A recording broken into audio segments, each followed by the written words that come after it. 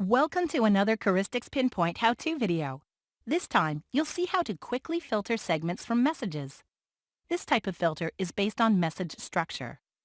In today's scenario, we want to build messages to test a specific case, and to remove noise, we want to have messages with just MSH, PID, and PV1 segments.